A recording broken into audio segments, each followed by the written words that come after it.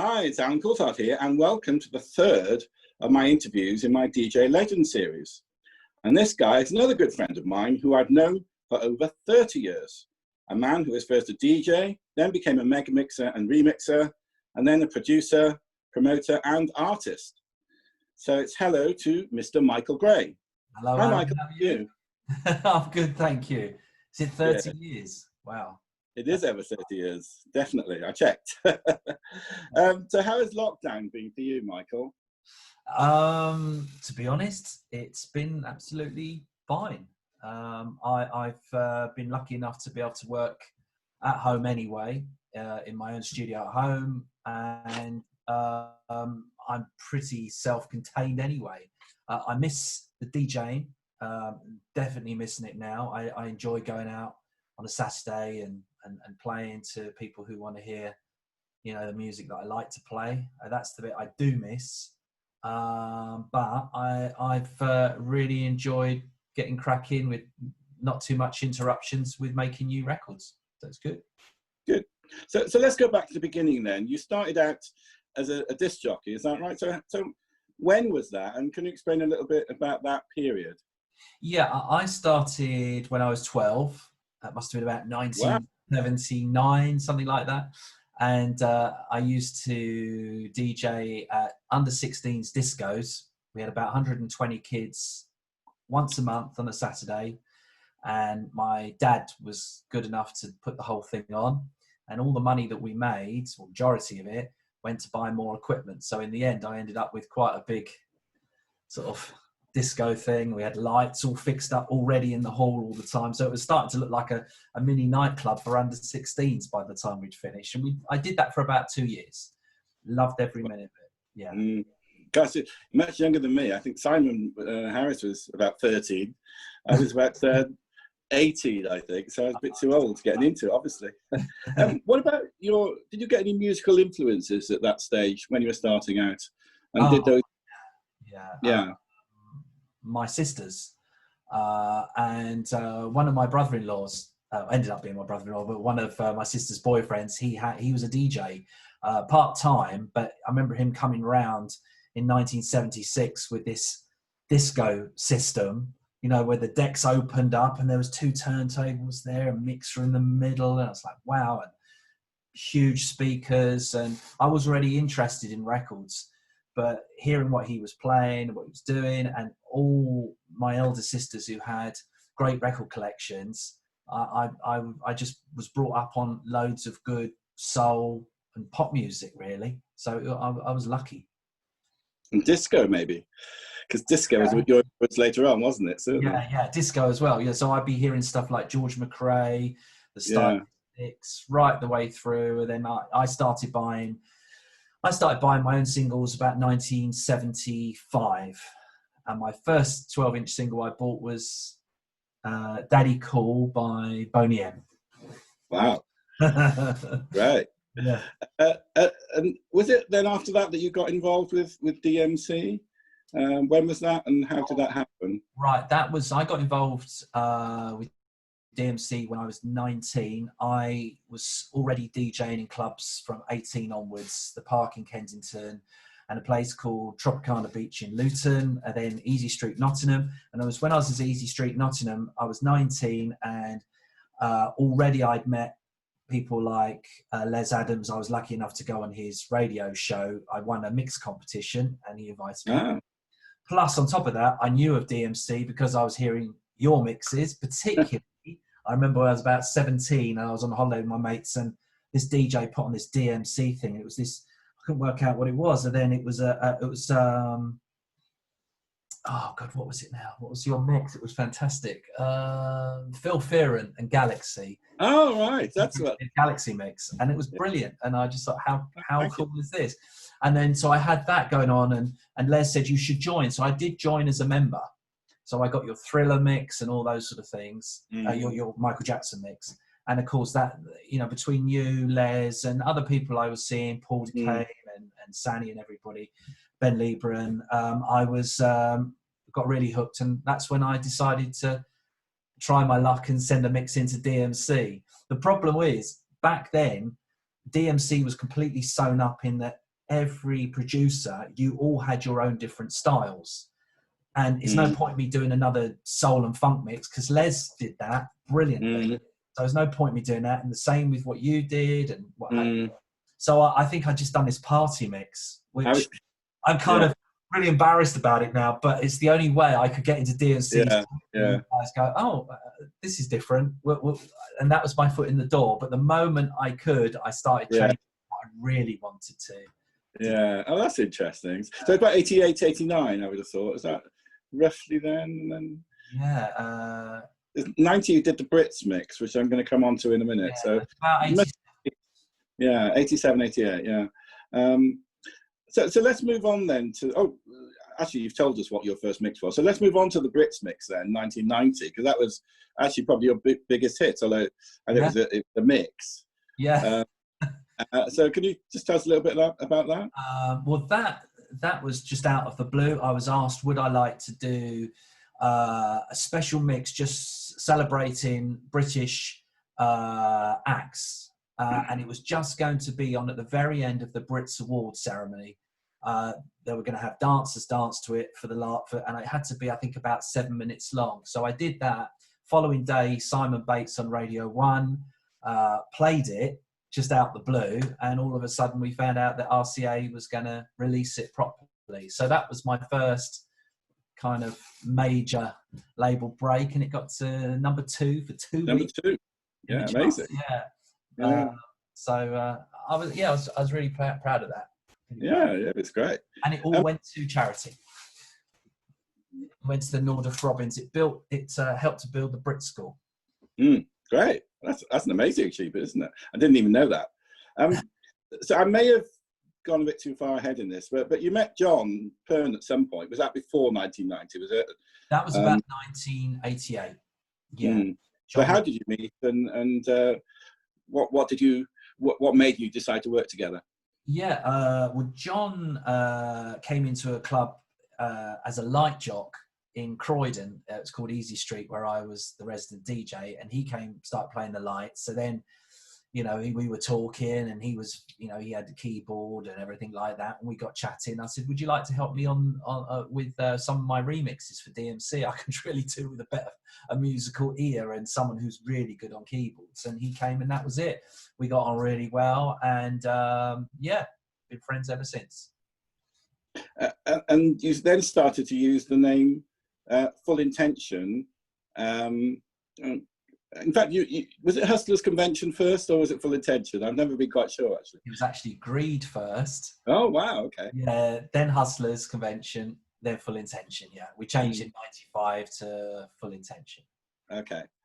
So let's stick with Full Intention then, because obviously we can't cover 30 years in the time available. So Full Intention then, just give us an idea of some of the big remixes you've done using that name, Full Intention.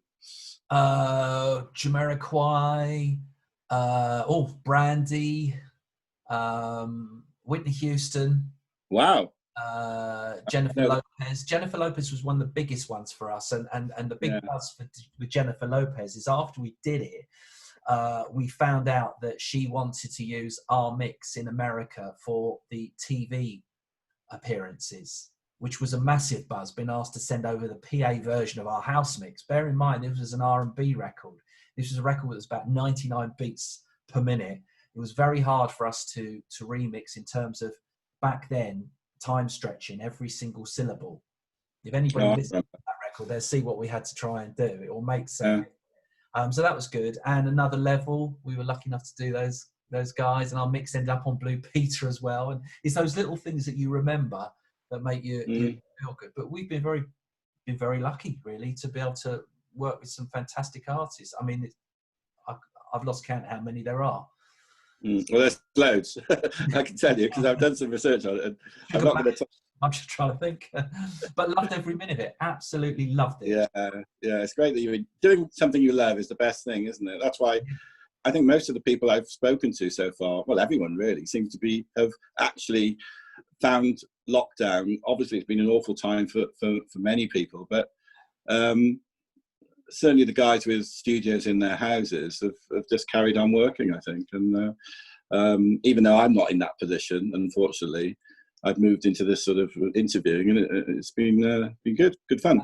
Yeah. I was going to move on to the weekend now, but is there anything between that? I'm jumping forward to 2004. So is there anything in the interim period you wanted to tell us about? Well, I suppose just before I made the weekend, I decided to try my hand at producing a band, which I did. And the band was called Portobello, and we were lucky enough to sign it to Island Records.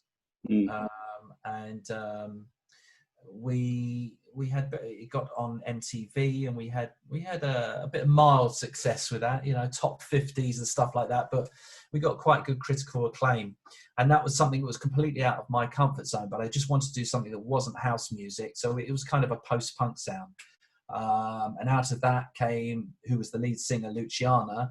She then went on to Front Body Rocks, the Yeah Yeah track, and so forth. So it was great for all of us. I enjoyed that, and then after that, I thought, right, put my foot back into making some house music again, and that's when Weekend came around. So just tell us a little bit more about Weekend. Then was it an idea that you would do your own project, not with Full Intention?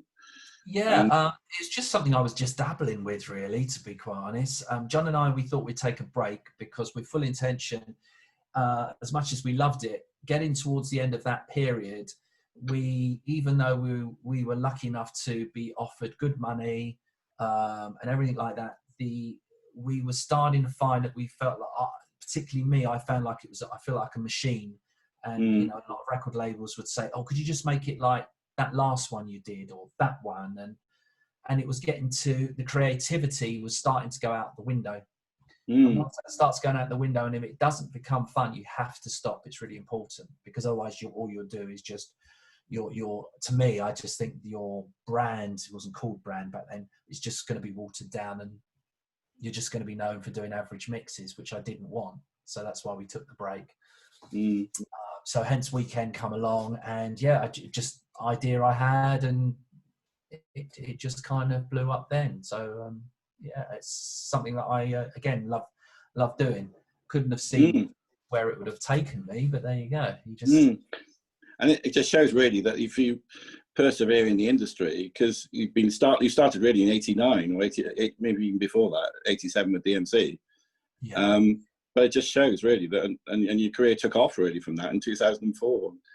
Because quite a lot nowadays, quite a lot of people think that they need to have instant success overnight. But I'm not saying you didn't have success before, obviously, but it was brilliant the way it just suddenly took off. And how did you find that, becoming an artist really overnight, and becoming a quite a famous artist, I would have said, throughout the world?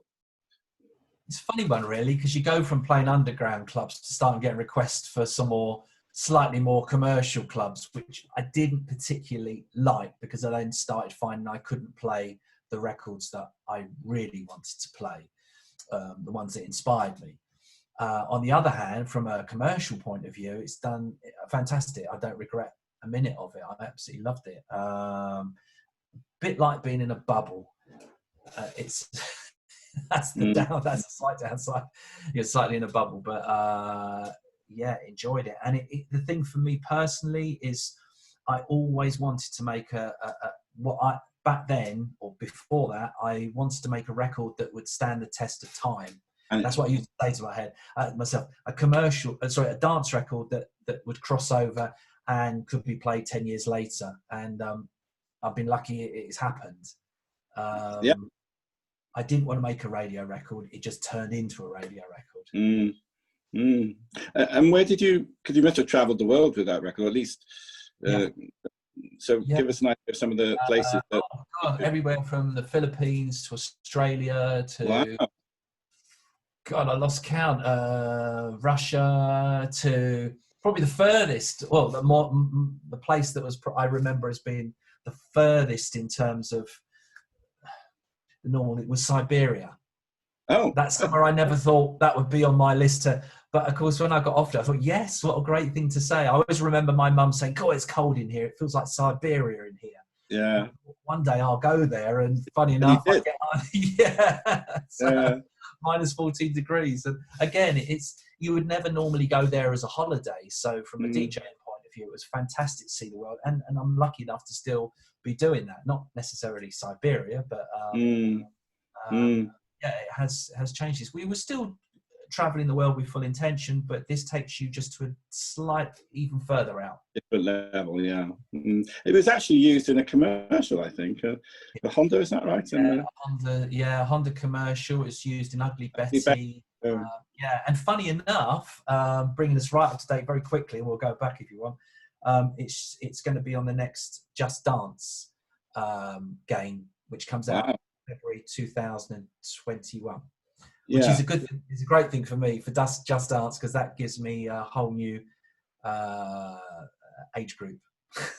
Sort of 5 to 16s will know what the weekend is. Hopefully, wow, that's just nice, isn't it? You can attract that group, because you've made it then, definitely, if you can attract the youngsters. Let's just quickly go back, but then we'll come back to the present day then. So great video as well for, I think that helped the record sales, didn't it? I mean, who made the video for Weekend? Can you?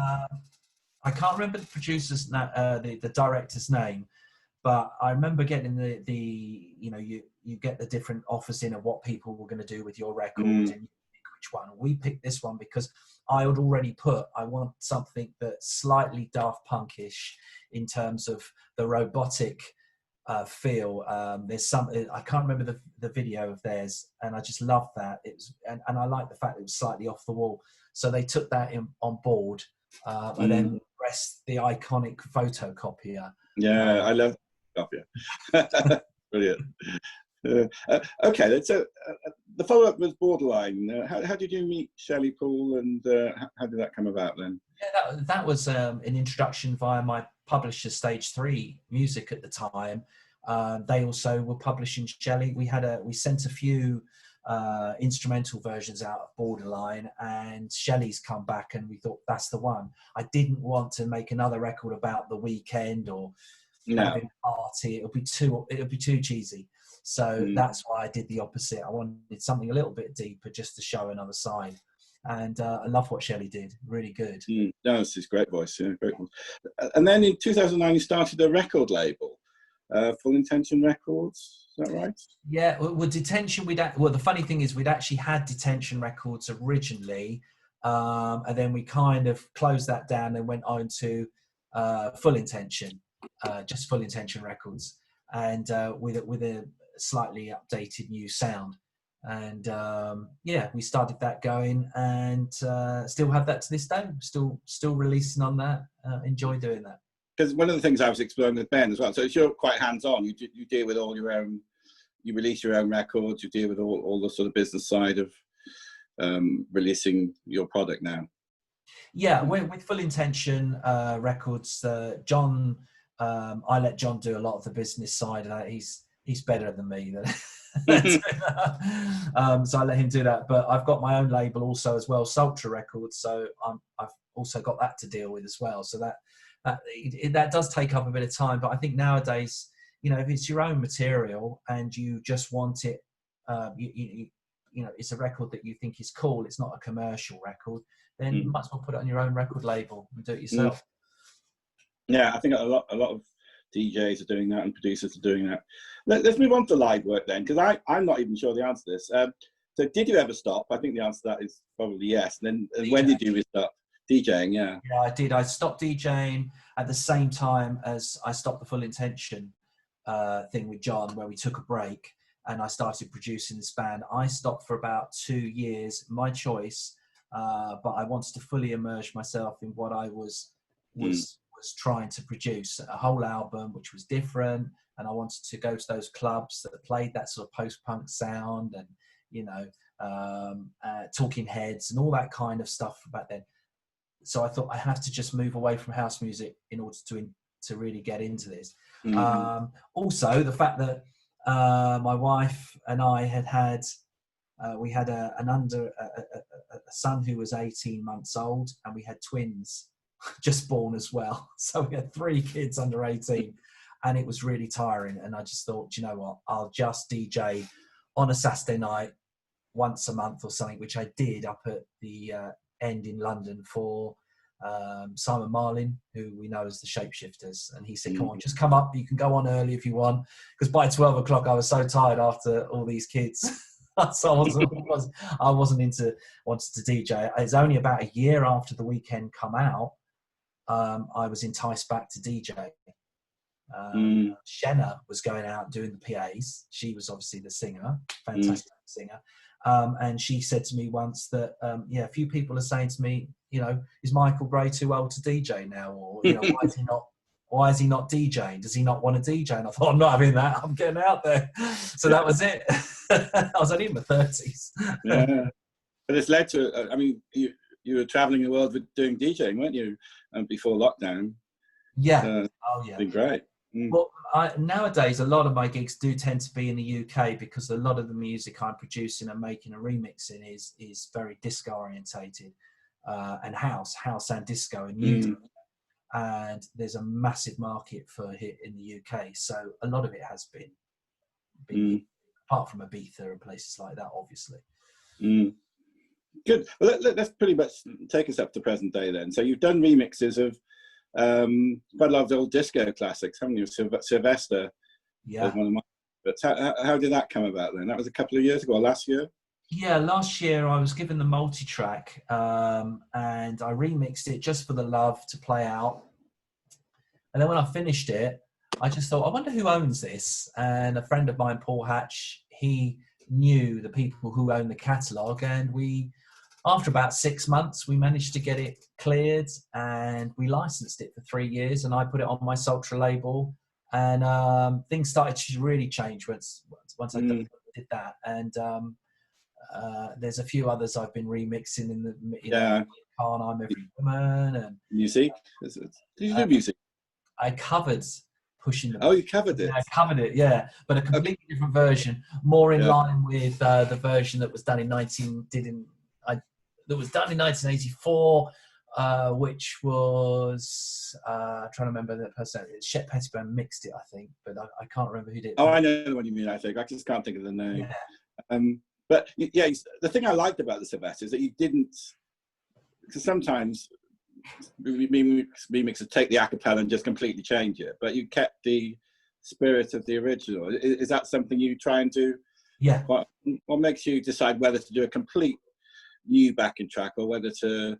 Right. Well, if it's something really current, like a new artist that's out now, I will 10 to 1. I will do a brand new backing track, so it sounds new disco. So it sounds like this is something from the 70s or 80s, but also it sounds very fresh. So I do that. But if it's a classic artist, I will keep sympathetic to the original version, because I'm finding that whatever age group you are, people prefer that, and I prefer it as well. We forget how good the sounds were, but it does take a long time to remix. Yeah. It's not a case of putting a beat underneath and there you go. You have to go through a time stretch every single section, which takes a while, and then you have to make sure it sounds as good as the original, if not more better. Like Mickey D, that's another one. This Beats Minor did, and Nervous released that.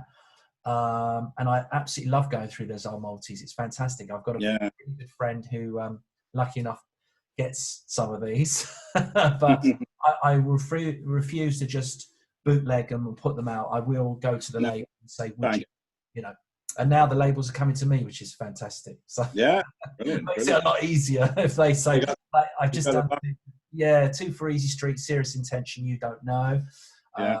And a world premiere, Share the Night. So they're coming out on Easy Street and all. Yes, I heard that. It's amazing. Yeah. So do you want to say anything about your promotion? Because you do these events, don't you? Or you did before lockdown. Is that something you're going to carry on with after? Sort of. We did a couple of, John and I done a couple of MetLife events, which we love doing, but it's a lot of hard work. Of hard work. It's not a great return money-wise, but we did it just because we wanted somewhere where our friends and us could just hang out and hear, and we could play exactly the music we wanted to play, exactly. And then people would come just for that. And we did it in London. Loved it. Absolutely loved it. It was great. Maybe one day again, but at the moment. Yes, it's tricky, isn't it? I mean, I remember you did a set at one of the Notting Hill events. Is that right? So it was in. Oh gosh, yeah, I remember that. Amazing. Yes. That was Yeah. fantastic. Thank you. Okay, so any other plans for the future then before we draw things to a close? Well, I've got a new single that's going to be released, albeit in August, end of August, called The Sun. And yeah, there was quite a lot actually. Not too much I can mention at the moment, but there's a new Full Intention, which we managed to finally, after about a year, clear the D-Train sample. So that's these things take so long, and people ask me, when's that coming out? No, it will be. We just got to clear it. Yeah. A few other things. I've done a remix for Joey Negro's label, Z Records, or Dave Lee, I should say, its label, of, I don't know if you remember a track called Let's Get Horny. Oh, yeah. High Voltage. Yeah, so that's going to come out, all being Right. well. There's a lot. Yeah. So.